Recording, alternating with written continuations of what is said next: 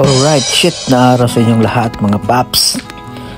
Tinapos nga pala natin yung likod ng binti natin, no? Kasi bakante pa. Yan. Lagyan natin ng samurai. So inedit ko lang yan. Wala yan siyang ring sa ulo niya, pero nilagyan ko lang ng ring.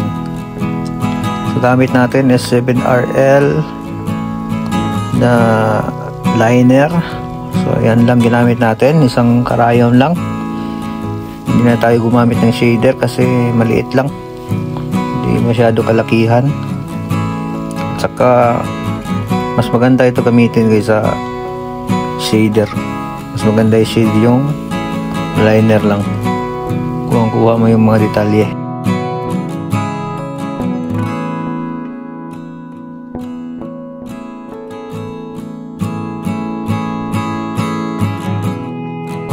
So yun na nga, ito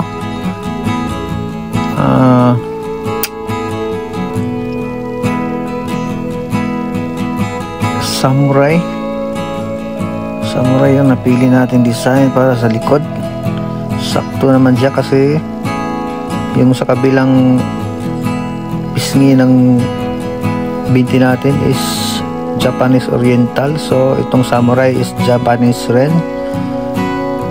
Tamang-tama lang yung concept niya.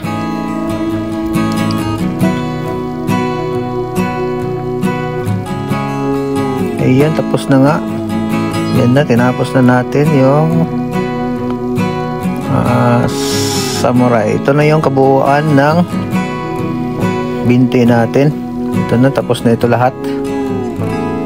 Lahat. Sakit pero kayang-kaya lang. Yan, pati sa baba, tinapos ko na yan. Yan yung samurai natin. Yan. Sa gustong magpa-schedule, so message lang kayo sa ilalim, comments down.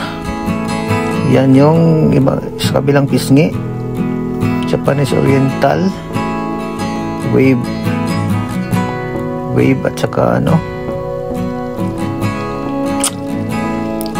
So ito yung sa likod niya. Hanggang dito lang tayo. Babushka.